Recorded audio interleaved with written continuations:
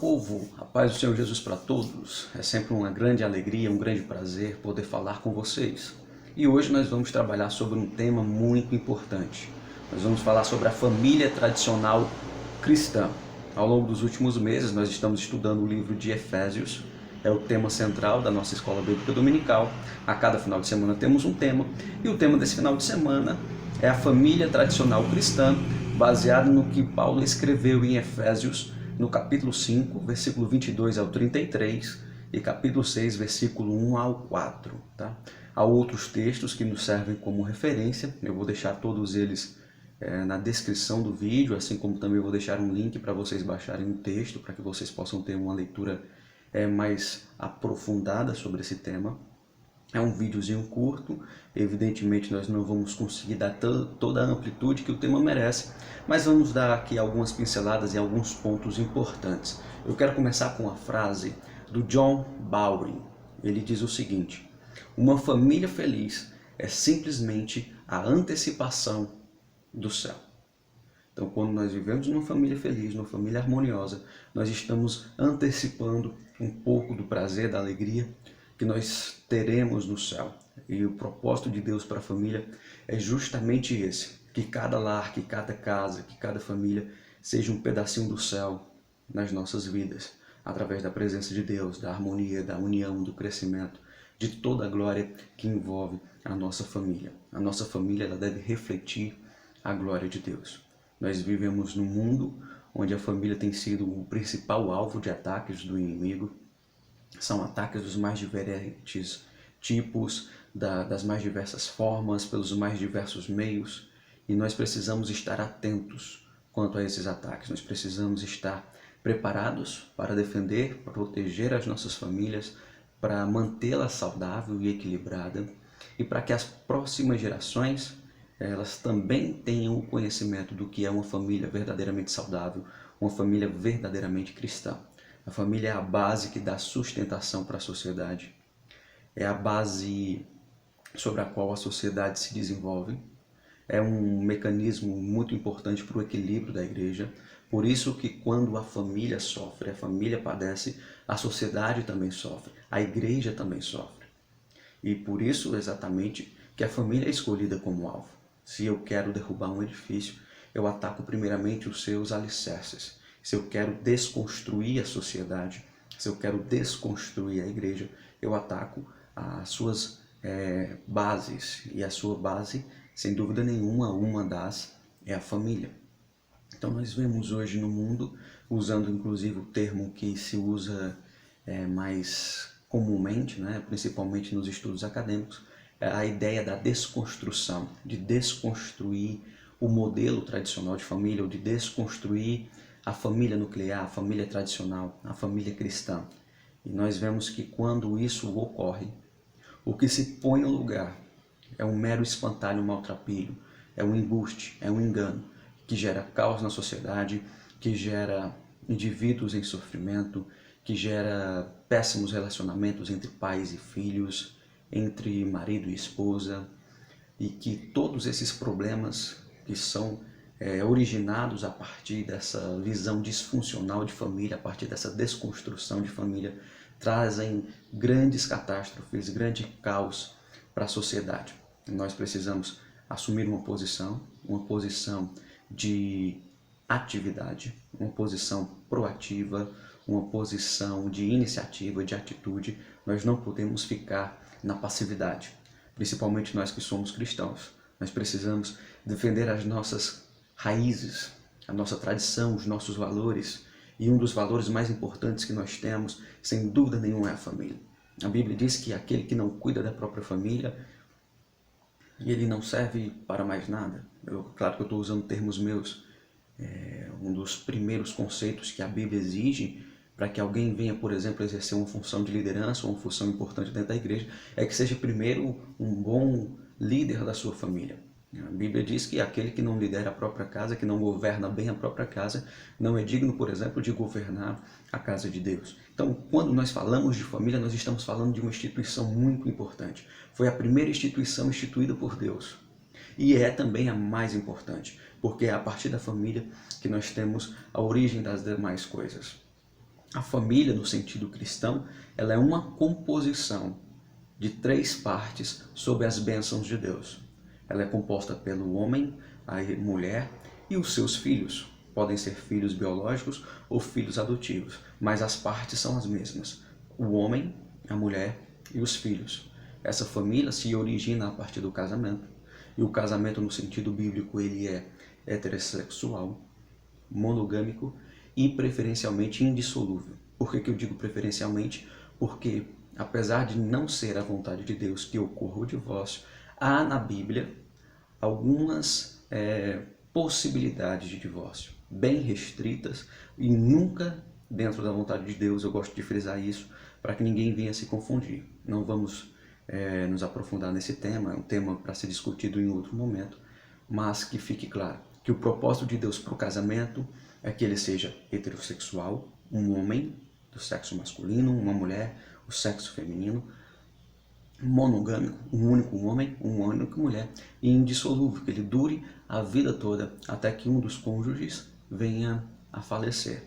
Esse é o propósito de Deus para o casamento. E é esse propósito que nós precisamos buscar, que nós precisamos construir ao longo das nossas vidas, que precisamos ensinar aos nossos filhos, aos nossos jovens, repassar às próximas gerações. Então a família ela inicia a partir do casamento e o modelo que Deus nos dá é esse modelo tradicional, esse modelo cristão de família, e que nós vamos encontrar muito bem desenhado lá no Jardim do Éden, e que Cristo também vai falar quando ele está no Evangelho de Mateus ensinando aos seus discípulos.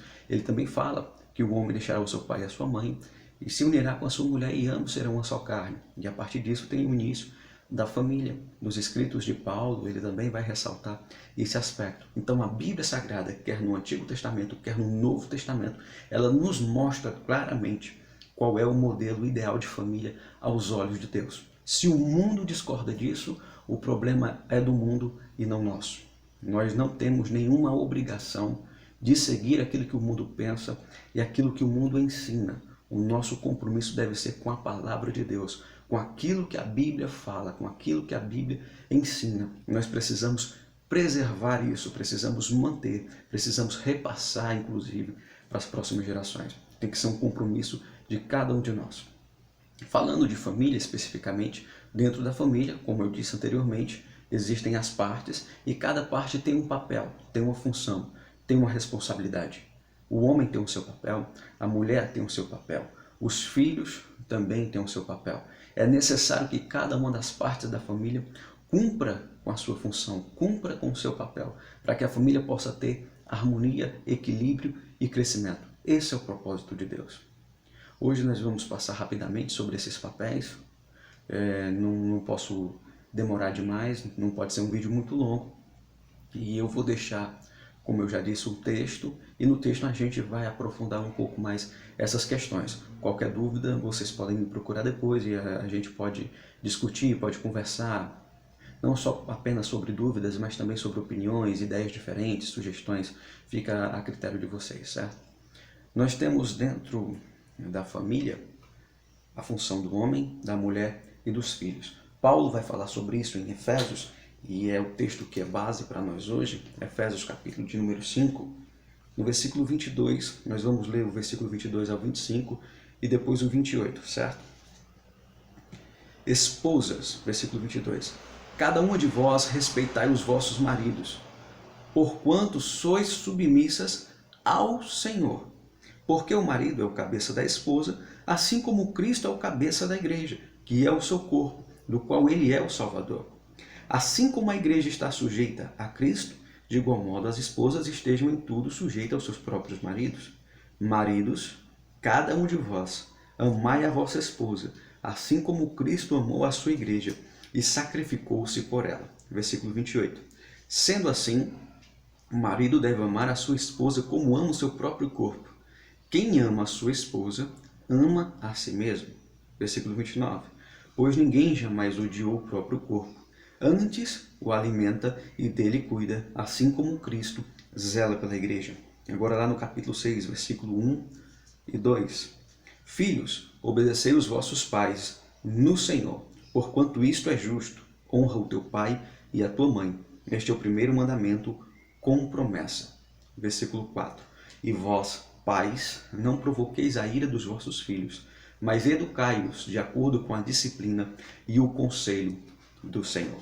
Então nós lemos esses versículos onde Paulo reflete um pouco sobre família e ele deixa claro o papel de cada um. Para nós entendermos melhor esses papéis, nós precisamos voltar ao primeiro casamento e olhar como foi que Deus instituiu aquela coisa toda. A Bíblia nos mostra que Deus criou o homem, criou a mulher, os colocou no jardim e disse que eles deviam multiplicar, ser fecundos, encher a terra, dominar sobre ela. Mas o interessante é você prestar atenção em cada um dos detalhes da criação de Deus. Quando nós olhamos para a figura do homem e para a figura da mulher, nós percebemos claramente o papel de cada um. Qual é o papel de cada um segundo o que a Bíblia diz? Qual é o papel do homem? O papel do homem é ser o líder da família.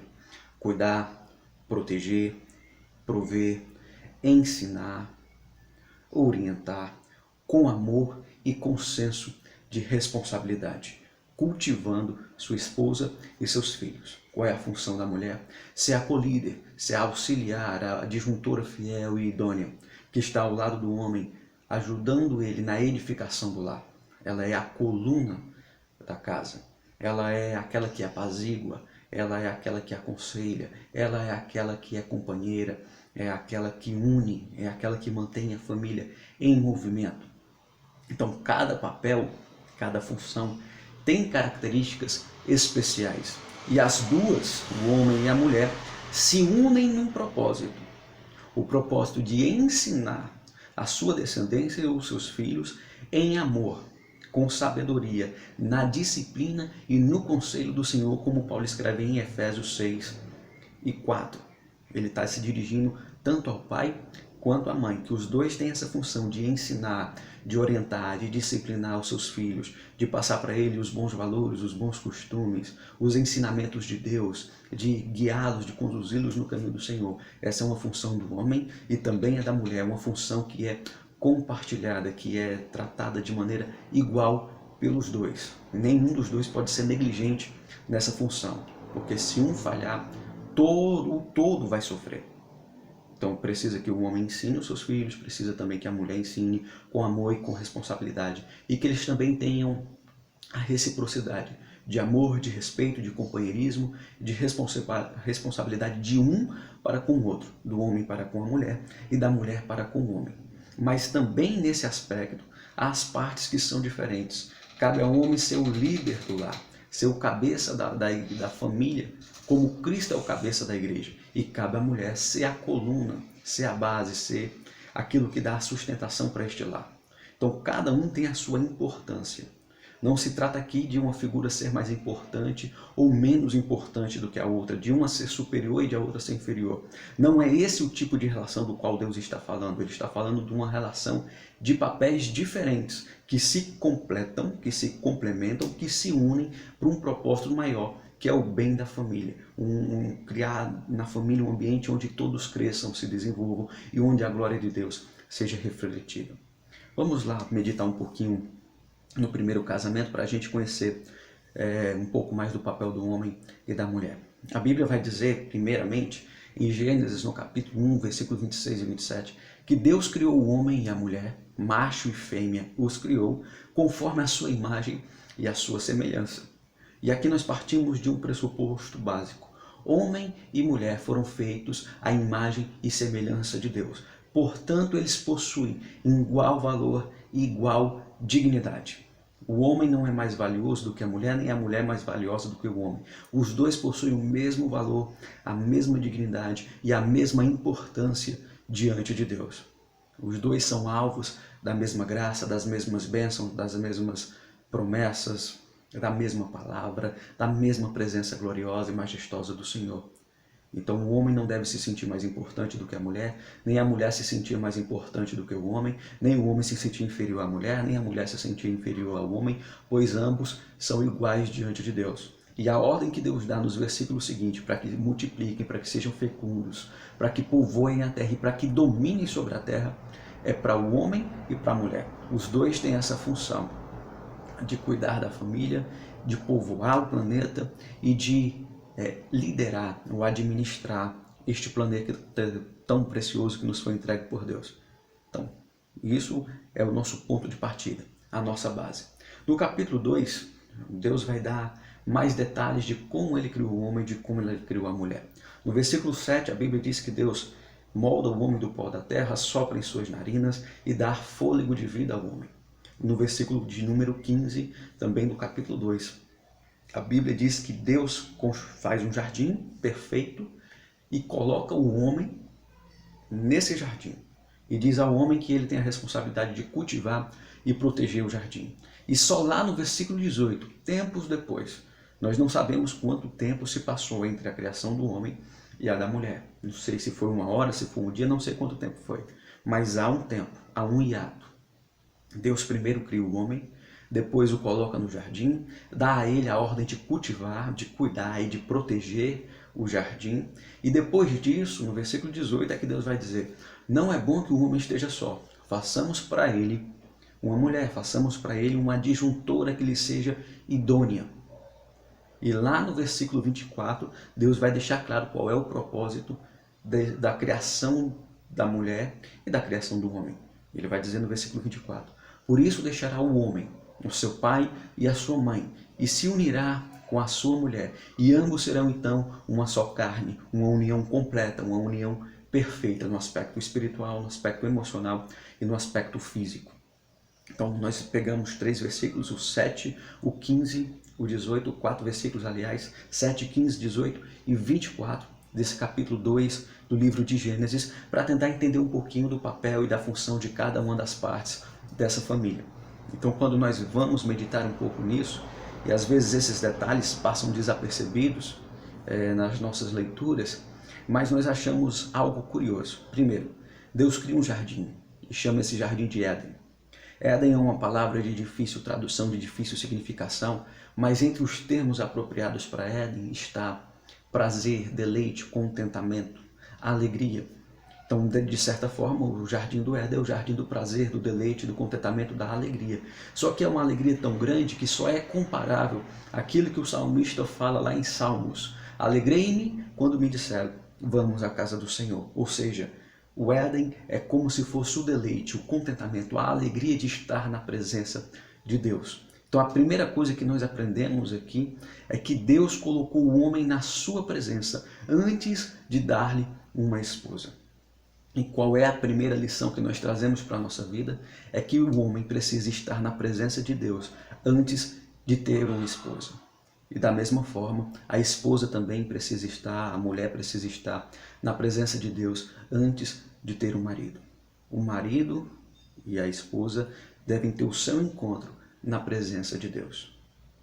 O homem deve encontrar uma mulher na presença de Deus e a mulher deve encontrar um homem na presença de Deus. Por isso é um pouco curioso que algumas mulheres procurem homens no meio do mato e tentem trazê-los para a presença de Deus, ou homens saem para procurar mulheres no deserto para arrastá-las para a presença de Deus, quando na verdade os dois precisam se encontrar juntos na presença de Deus. C.S. Lewis tem uma frase muito interessante, ele fala referente à mulher, mas eu acho que serve para ambos os casos. A frase é mais ou menos assim: o coração de uma mulher precisa estar tão próximo de Deus que para conquistá-lo o homem tenha que perseguir primeiramente a Deus. Ele fala nesse sentido, eu acho que a frase até foi construída um pouco diferente, mas o sentido é esse, que a mulher precisa estar tão perto de Deus que antes do homem alcançar a mulher, ele precisa alcançar Deus primeiro. E isso serve também para o homem. O homem precisa estar tão perto de Deus que a mulher, para alcançá-lo, precise alcançar primeiramente a Deus. A partir desse aspecto, é na presença de Deus que nós podemos construir uma família saudável, um casamento abençoado. Essa é uma necessidade básica. Então a primeira necessidade, a primeira lição que Deus deixa claro, é que o homem e a mulher precisam estar na sua presença antes mesmo de se encontrarem. No versículo 15 ainda, Deus vai dar a Adão uma ordem. Adão, cultive o jardim. Adão, proteja o jardim. É uma ordem curiosa. O jardim era perfeito, foi criado pelo próprio Deus. Por que cargas d'água Adão deveria cuidar desse jardim, cultivar e proteger, se já era algo pleno, algo perfeito?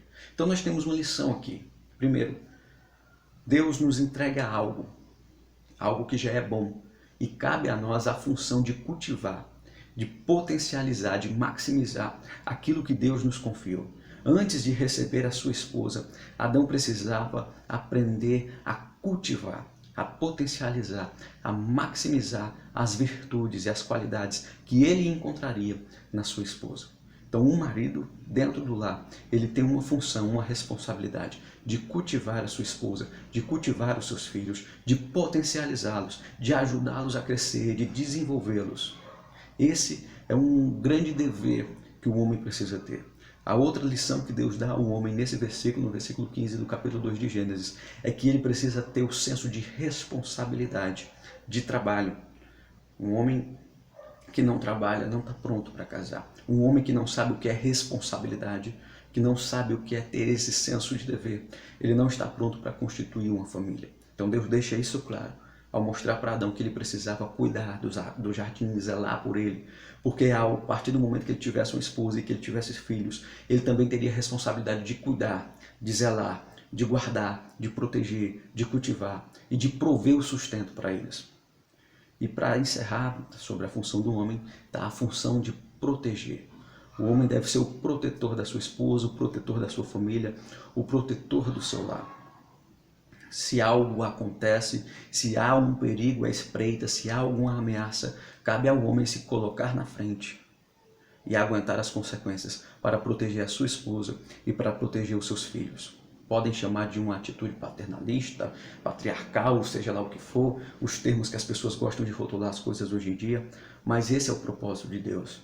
E sempre foi assim ao longo da história. É por isso que os homens iam às guerras, é por isso que os homens se lançavam aos perigos, às atividades arriscadas, como a caça, e se embreavam na mata atrás de alimento, justamente para que a esposa e os filhos pudessem estar preservados na segurança do lar.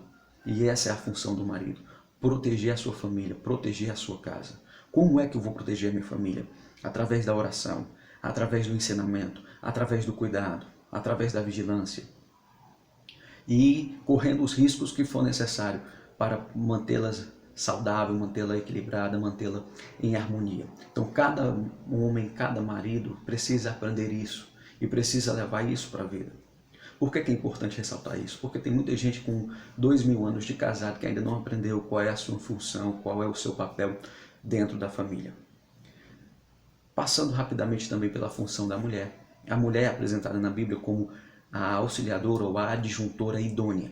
E esse termo idônea significa fiel, sincera, leal, mas também correspondente. A mulher foi criada em correspondência ao homem, assim como a chave é criada em correspondência ao trinco, ao cadeado. A mulher é criada em correspondência ao homem. Ela é um ser completo, um ser perfeito. Assim como o homem também é um ser completo, um ser perfeito. E os dois se unem, não para completar um ao outro, porque eles já são completos, mas para complementar um ao outro, para formar um segundo ser, uma união ainda mais perfeita, ainda mais sólida, ainda mais forte. Veja o que Deus diz na Bíblia: deixará o homem seu pai e a sua mãe e se unirá com a sua mulher, e ambos serão uma só carne. Aqueles que antes eram um e um individual, agora se juntam, não para formar dois, mas para formar uma união perfeita, uma unidade de equilíbrio, de harmonia, uma unidade que é tão perfeita que é usada como símbolo para a unidade de Cristo com a sua igreja. Não é à toa que no Novo Testamento, tanto no livro de Efésios quanto no livro de Apocalipse, a igreja é apresentada como a noiva do Cordeiro, Cristo é apresentado como noivo, e que os dois aguardam esse momento das bodas, do casamento, onde vão estar unidos numa união perfeita para todo sempre. Então, dentro do casamento, o homem e a mulher, eles são correspondentes. Eles não são opositores, não são rivais, não estão brigando ali para ver quem é melhor, quem manda mais, quem sabe mais, quem tem mais. Eles estão em correspondência para construir juntos um lar, uma família, que é uma estrutura, que não é um edifício de pedras, mas é uma estrutura de relacionamentos, uma estrutura que cresce, que se desenvolve, que se aperfeiçoa a cada dia e a cada momento. E para que essa estrutura realmente tenha equilíbrio, tenha saúde no sentido espiritual, emocional, material e de outras formas também, é necessário que tanto o homem quanto a mulher conheça o seu papel e exerça o seu papel. Mesmo que o mundo tente desconstruir o papel do masculino e o papel do feminino, mesmo que o mundo tente desconstruir a ideia de família cristã, de família tradicional, não nos cabe aceitar essas desconstruções do mundo, ou essas ideias ou ideologias do mundo, mas nos cabe ficar com aquilo que a Bíblia ensina. E a Bíblia ensina que há um papel para o homem, que há um papel para a mulher, que esses papéis se correspondem, se complementam e se unem para formar uma família como um ambiente onde há paz, harmonia e crescimento. É claro que isso não significa que não vai haver problemas, que não vai haver discussões, que não vai haver desafios, que não vai haver momentos de dificuldade e momentos de choro e de tristeza. Claro que isso vai acontecer, mas numa família saudável esses momentos serão vencidos, serão superados e a família sai ainda mais unida e ainda mais fortalecida. E é isso que se espera, é isso que Deus espera da família. E para que isso aconteça é preciso que eu, como homem, assuma a minha responsabilidade e que a mulher, como esposa, como mãe, assuma também a sua função, a sua responsabilidade e cumpra com isso diante da presença do Senhor. Então, a função do homem é aquele que cuida, que cultiva, que protege, que traz a provisão, que faz o esforço, que corre os riscos, que enfrenta as ameaças para proteger a sua família, para trazer o sustento.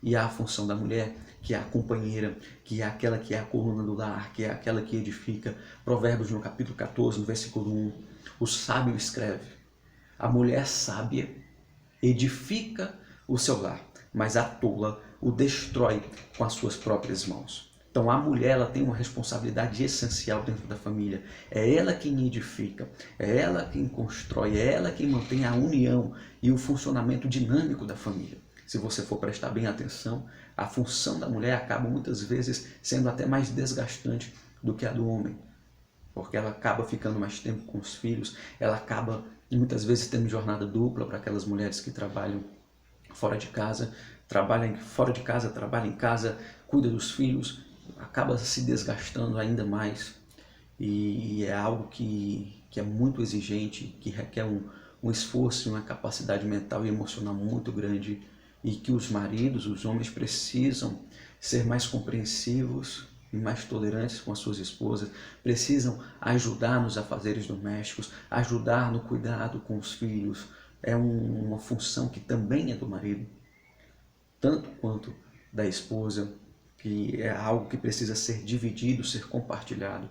Um não pode ser negligente, não pode ser omisso e deixar tudo nas costas do outro, porque isso vai trazer uma grande pressão e vai trazer problemas para a harmonia desse lar e para a educação dos filhos. Então cabe tanto ao pai quanto à mãe ensinar e cuidar dos filhos e cuidar também do ambiente doméstico, do ambiente do lar. Seja dividindo as tarefas, seja providenciando o sustento, seja fazendo aquilo que for necessário. Agora que o homem jamais se furte a sua função de ser aquele que defende, aquele que protege a família de qualquer perigo, de qualquer ameaça. E que a mulher não se furte a sua função de ser aquela que edifica, aquela que mantém a unidade. E que o homem não se furte a sua função de ser o líder, de trazer a resposta, de assumir as responsabilidades, de assumir os compromissos, de honrar com a sua palavra, de trazer o ensinamento, a orientação e o aconselhamento, que é a sua função e que é o seu papel. Falando mais um pouquinho da mulher. A mulher cumpre uma função fundamental na vida de qualquer marido. Eu conheço a história do Billy Graham e no testemunho dele ele conta que 70% do seu ministério era de responsabilidade da sua esposa, de Ruth, porque era ela quem estava em casa ensinando os filhos, educando os filhos, enquanto ele muitas vezes tinha que viajar. Era ela quem orava, quem intercedia, era ela quem ouvia as dúvidas, as dificuldades e os sofrimentos dele, era ela quem aconselhava, era ela quem tinha um ombro amigo quando ele estava triste e estava passando por um momento de aflição. E a esposa, ela precisa ser essa companheira para o seu marido, assim como o marido também precisa ser mais empático e tentar compreender a esposa. E eu acredito que quando há essa cumplicidade, esse companheirismo, essa capacidade de cada um, não apenas de ver o seu lado, mas também de ver o lado do outro, de procurar compreender, de entender o lado do outro, o que o outro passa, o que o outro sente, o que o outro pensa, o que o outro deseja, a coisa flui melhor. E os dois vão cumprir melhor o seu papel. A liderança do homem dentro do lar precisa ser exercida em amor, com mansidão, com respeito, com reciprocidade, com cuidado, com sabedoria. A Bíblia diz que o homem é o cabeça da família, da esposa, como Cristo é o cabeça da igreja. Ou seja, a liderança do homem na família precisa ser parecida com a liderança de Cristo na igreja, que é uma liderança sacrificial, que é uma liderança que serve, que é uma liderança que cuida, que protege, que é uma liderança que tem uma atenção de carinho, de amor e de sabedoria para ensinar, para instruir, para edificar, para fazer crescer, para fortalecer. E um líder que não desenvolve os seus liderados, ele jamais foi líder. Então é função do homem desenvolver a sua família, cultivar a sua esposa, maximizar o que há de bom nela, maximizar o que há de bom nos filhos, proteger com sabedoria, ensinar com amor, com disciplina, com um constante aconselhamento, para que tanto a esposa quanto os filhos cresçam e amadureçam. Mas para que o homem faça isso, ele também precisa crescer e amadurecer. E a mulher, como uma adjuntora desse marido, deste homem, ela precisa estar ao seu lado, não o desautorizando, não fazendo uma oposição a ele, mas auxiliando, cuidando junto, erguendo essa família, edificando e protegendo este lar, para que os dois possam passar aos filhos aquilo que de bom eles aprenderam das gerações passadas, para que eles possam educar os filhos nos caminhos do Senhor, para que eles possam cumprir aquilo que diz Provérbios 22:6. Ensina a criança no caminho em que ela deve andar, e quando ela crescer, quando ela envelhecer, ela não vai se desviar dele. Mas não precisa apenas apontar o caminho, é preciso ensinar no caminho. O que isso significa? Que você precisa conduzir junto, orientando, guiando, ensinando não apenas com palavras, mas também com exemplos. E para encerrar, dentro do lar há o papel dos filhos. E o papel dos filhos deve ser um papel de respeito, de honra e de obediência aos pais. Como o Provérbios diz, o filho obediente ele alegra o coração do pai, ele alegra o coração da mãe. Mas o desobediente traz tristeza, traz dor, traz sofrimento. Por isso que é necessário que haja disciplina no lar, a correção quando for preciso, o ensino sempre.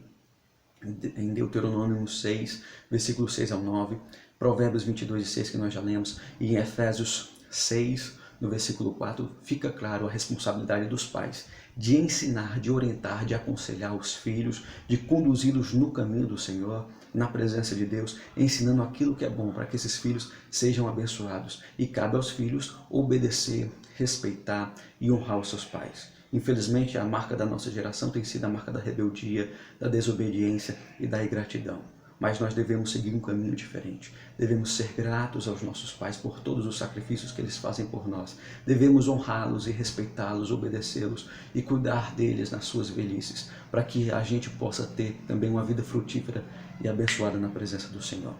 Então, resumindo e encerrando, a família foi instituída por Deus, ela é algo sagrado, é algo que Deus se alegra em ver e é nossa responsabilidade cuidar da nossa família, proteger, edificar e defender contra tudo e contra todos. A família tradicional cristã, ela não vai morrer, ela não vai se acabar. Recentemente saiu uma entrevista da Maria Homem, que é uma psicanalista, está no site do Estadão e está também no YouTube, que ela fala que nesse contexto de pandemia, depois disso, a família tradicional vai minguar e vai se acabar, mas eu quero dizer para ela e para qualquer pessoa que pense como ela, a família vai vencer,